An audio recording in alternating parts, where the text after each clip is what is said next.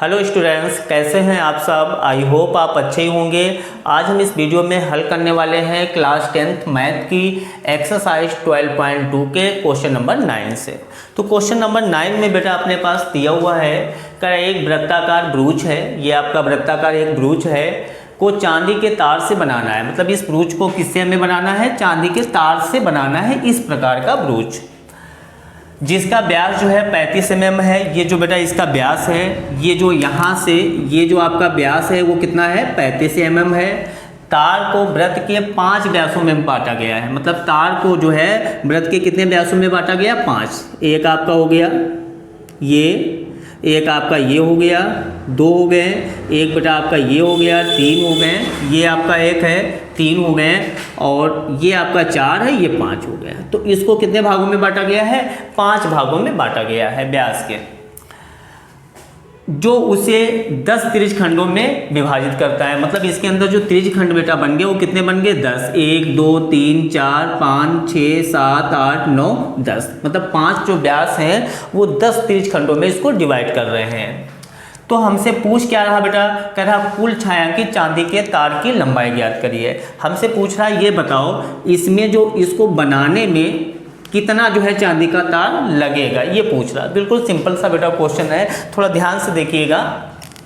सबसे पहले जो इसका हमारा दिया हुआ है वो हम लोग लिख लेते हैं। पहले सॉल्व करेंगे, यहाँ पे लिख लेंगे हल।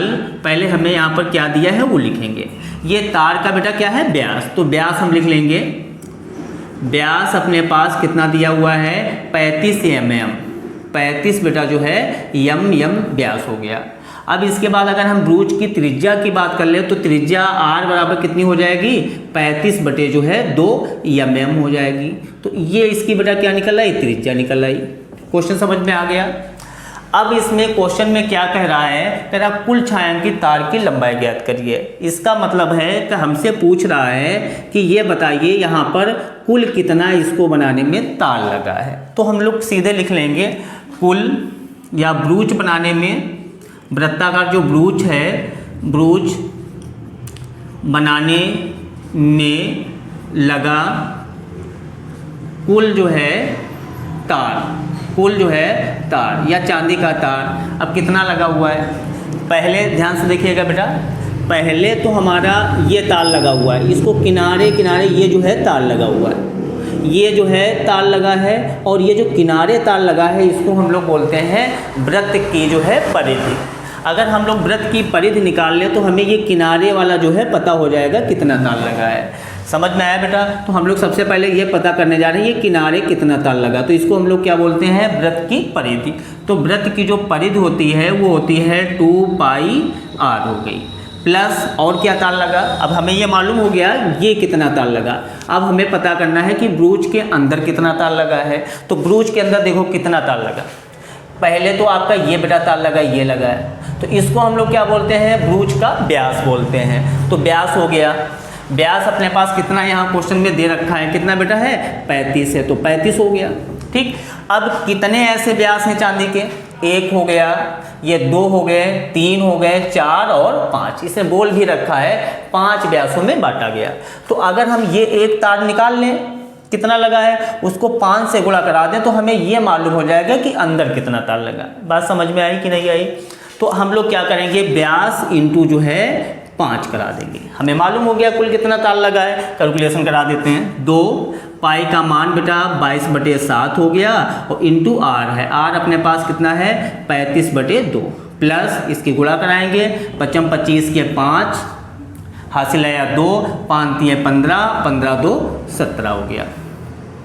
इसको काट दीजिए, 7 पन्ना जो है 35, ये 2 कैंसिल हो गया।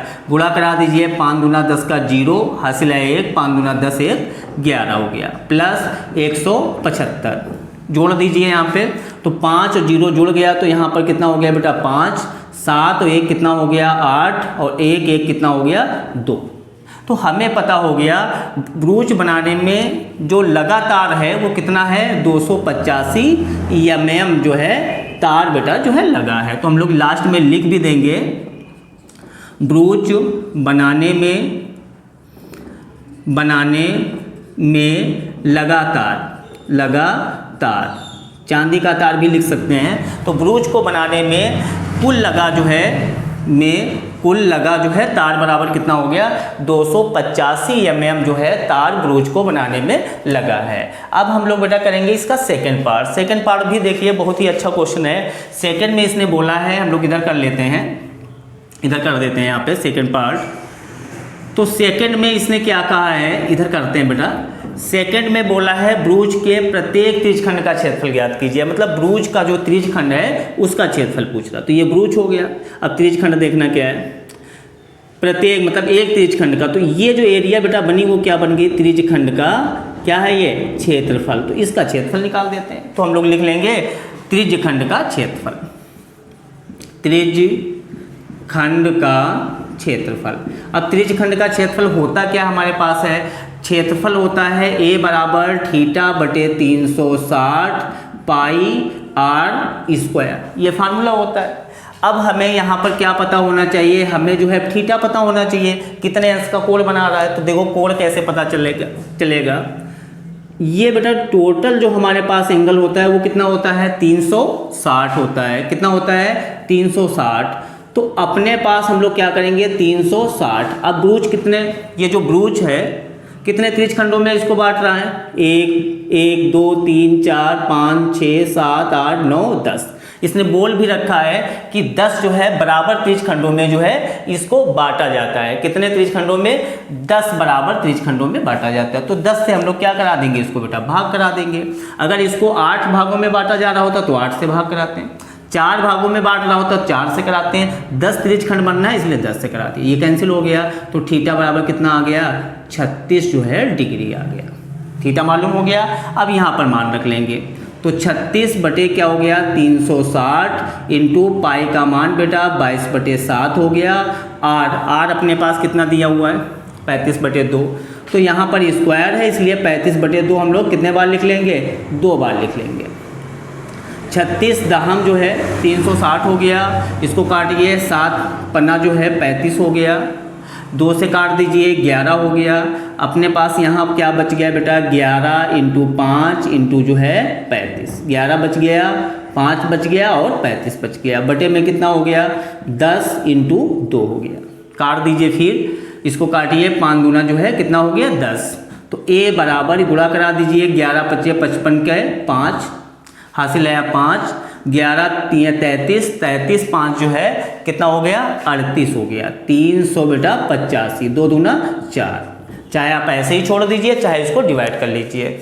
तो जो हमारे पास ये ब्रूच का जो है त्रिज्यखंड का जो क्षेत्रफल है वो कितना निकल आया, 385 बटे जो है 4। अब इसका बेटा मात्रक क्या होता है, सेंटीमीटर स्क्वायर। तो हम लोग इसको क्या लिख लेंगे, सेंटीमीटर स्क्वायर। इस प्रकार हमारा क्वेश्चन नंबर जो है 9 कंप्लीट हो गया। इसने कहा है हमसे क्वेश्चन में कि ब्रूच को बनाने में कुल कितना तार लगा ये बताइए। तो हमने ब्रूच में कितना तार लगा है वो हमने ये निकाला है, 285 mm तार लगा हुआ है ब्रूच को बनाने में। फिर हमसे पूछा है इसने कि ये जो हमारा ब्रूच है इसके एक त्रिज्यखंड का क्षेत्रफल ज्ञात कीजिए। तो ये बेटा त्रिज्यखंड का क्षेत्रफल हमने निकाला है। कैसे निकाला, थीटा बराबर 360, मतलब ये पूरा एंगल जो है 360 है। अब ये त्रिज्यखंड कितने बनने हैं, 10। तो 10 से डिवाइड किया तो थीटा कितना आ गया, 36 आ गया। अब ये अपने पास त्रिज्यखंड का क्षेत्रफल पूछ रहा हो, हमें पता है बेटा त्रिज्यखंड का जो क्षेत्रफल होता है वो फार्मूला क्या होता है, थीटा बटे 360 पाई r स्क्वायर। वैल्यू पुट कर दिया है, कैलकुलेशन करा दिया, तो हमें मालूम हो गया इसका क्षेत्रफल कितना आ गया, 385 बटे 4 सेंटीमीटर स्क्वायर आ गया। इस प्रकार क्वेश्चन नंबर जो है 9 अपना कंप्लीट हो गया। अब हम क्वेश्चन करेंगे क्वेश्चन नंबर 10 को। क्वेश्चन नंबर बेटा 10 में अपने पास दिया है, कह रहा एक छतरी में 8 ताने हैं जो बराबर दूरी पर लगे हुए हैं। छतरी को 45 सेंटीमीटर त्रिज्या वाला एक सपाट वृत्त मानते हुए इसकी 2 क्रमागत तानों के बीच का क्षेत्रफल पूछ रहा है। तो अपने पास बेटा ये जो है एक वृत्ताकार छतरी दे रखा है, इसने क्वेश्चन में दिया है। इसको कैसा मान लिया है, एक सपाट वृत्त मान लिया है। क्वेश्चन में कह रहा है कि इस छतरी की जो त्रिज्या है वो कितनी सेंटीमीटर बेटा है, 45 सेंटीमीटर। तो ये हमारी क्या हो गई, इसकी त्रिज्या हो गई। ये बेटा त्रिज्या है। तो सबसे पहले हम लोग इसकी त्रिज्या लिख लेंगे जो भी दिया हुआ है। क्वेश्चन में कहा इसकी त्रिज्या जो है 45 सेंटीमीटर, तो हमने क्या लिख लिया, 45 सेंटीमीटर लिख लिया। फिर कह रहा है त्रिज्या वाला एक सपाट वृत्त मानते हुए, मतलब ये एक अपना वृत्त है, इसकी दो क्रमागत तानों के बीच का क्षेत्रफल ज्ञात कीजिए। तानों का मतलब होता है बेटा इनकी जो छतरी में जो तीलियां होती हैं उसको हम लोग ताना बोलते हैं। तो अपने पास यहाँ पर कह रहा दो तानों के बीच की दूरी का क्षेत्रफल, तो यहाँ से यहाँ तक एक अपना ताना हो गया और एक बेटा ये ताना हो गया। ये दो हमारे पास ताने हैं या तीलियां हैं। अब कह रहा इनके द्वारा जो बीच का क्षेत्रफल है या इनके द्वारा जो घिरा हुआ क्षेत्रफल है वो पूछ रहा है। तो देखो बेटा क्या क्षेत्रफल गिर रहा है, यही तो एरिया गिर रही है, ये एरिया गिर रही है, ये अपने पास एरिया पूछ रहा है। कह रहा है ये एरिया बताओ क्या है। तो ये दो तानों के बीच का क्या है क्षेत्रफल। और इसको छतरी को किसने क्या मान लिया बेटा, एक सपाट वृत्त मान लिया। अगर हम इसको वृत्त पूरा मान लें तो ये अपने वृत्त का क्या हो गया, एक त्रिज्यखंड हुआ कि नहीं हुआ। अगर हम बेटा त्रिज्यखंड का क्षेत्रफल निकाल लें तो हमें ये दो तानों के बीच का क्षेत्रफल मालूम हो जाएगा कि नहीं मालूम हो जाएगा। तो सबसे पहले हम लोग क्या निकालेंगे, त्रिज्यखंड का जो है क्षेत्रफल निकालेंगे। तो लिखेंगे त्रिज्यखंड का क्षेत्रफल। अब त्रिज्यखंड का बेटा क्षेत्रफल होता क्या है, त्रिज्यखंड का क्षेत्रफल होता है θ/360 पाई r स्क्वायर। तो अब हम इसमें वैल्यू रख देंगे, हमें दो तानों के बीच का क्षेत्रफल मालूम हो जाएगा। अब देखते हैं यहाँ पर क्या हमें मान रखना, थीटा। तो अब हमें थीटा तो पता नहीं है, तो सबसे पहले में हमें बेटा क्या निकालना, थीटा निकालना। तो थीटा देखो कैसे निकालेंगे, थीटा बराबर, थीटा मतलब कोण, ये वाला पूछ रहा है। और ये जो पूरा कोण होता है वो बेटा कितना होता है, 360 होता है। और हमें चाहिए इतना कोण। तो अब ये देखो ये जो ताने हैं इसको कितने त्रिज्यखंड में बांट रहे हैं, 1 2 3 4 5 6 7 8, कितने त्रिज्यखंडों में बांट रहे हैं, 8 त्रिज्यखंड में। तो इसको 8 से हम लोग क्या करेंगे, भाग करेंगे। अब इसको देखो कितने बार, 8 चौक 32, 8 पंच 40। तो थीटा बराबर कितना निकल आया अपना, 45 निकल आया। तो थीटा का मान मालूम हो गया। अब हम लोग फटाफट वैल्यू रखते हैं। ए बराबर थीटा की जगह पे 45/300 बेटा 60 हो गया, इंटू पाई का मान कितना होता है 22/7। आर अपने पास है, आर कितना है 45। तो 45 को हम लोग दो बार लिख लेंगे, क्यों, क्योंकि यहाँ पर आर स्क्वायर है। किसको काटेंगे, 45 8 360 हो गया। क्लियर हो गया। अब इसको और काट दीजिए, 2 एकम 2 2 एकम 2, 2 चक्कू 8 हो गया। तो ए बराबर अपने पास हो गया 11 × 45 बचा, और अपान में कितना हो गया, 7 चौक 28 हो गया। अब इसकी बेटा हम लोग गुणा करा देंगे। तो a बराबर जो है 11 इंटू, अब 45 और 45 की अगर हम लोग गुणा करेंगे तो हमारे पास जो वैल्यू आ जाएगी वो 20 और 25 होगी। 20 और 25 इसकी बेटा हम लोग गुणा कराएंगे, 45 और 45 की, बटे में कितना हो गया 28 हो गया। अब हम लोग इधर लिख लेंगे a बराबर, इसकी गुणा कराएंगे, 11 25 55 के 5 हासिल आया 5, 11 दूना 5, 11 दूना 22, 22 5 जो है 27, 27 के 7 हासिल आया 2, हासिल आया 2। अब 11 की 0 से करोगे तो 0 हो गया, और 0 में 2 जुड़ गया तो कितना हो जाएगा 2 हो जाएगा बेटा, ठीक है। अब 11 दूना 22, यहाँ पर कितना हो गया 22, और बटे में कितना हो गया 28। अब यहीं पे हम इसको छोड़ देंगे। ये हमारे पास क्या निकल आया बेटा, दो तानों के बीच का क्षेत्रफल निकल आया। अब जो क्षेत्रफल है उसको हम लोग काहे में लिखते हैं, सेंटीमीटर जो है स्क्वायर में लिखते हैं। काहे में लिखते हैं, सेंटीमीटर स्क्वायर। तो इस प्रकार हमारा क्वेश्चन नंबर 10 कंप्लीट हो गया। एक बार फिर हम लोग रिवाइज कर लेते हैं।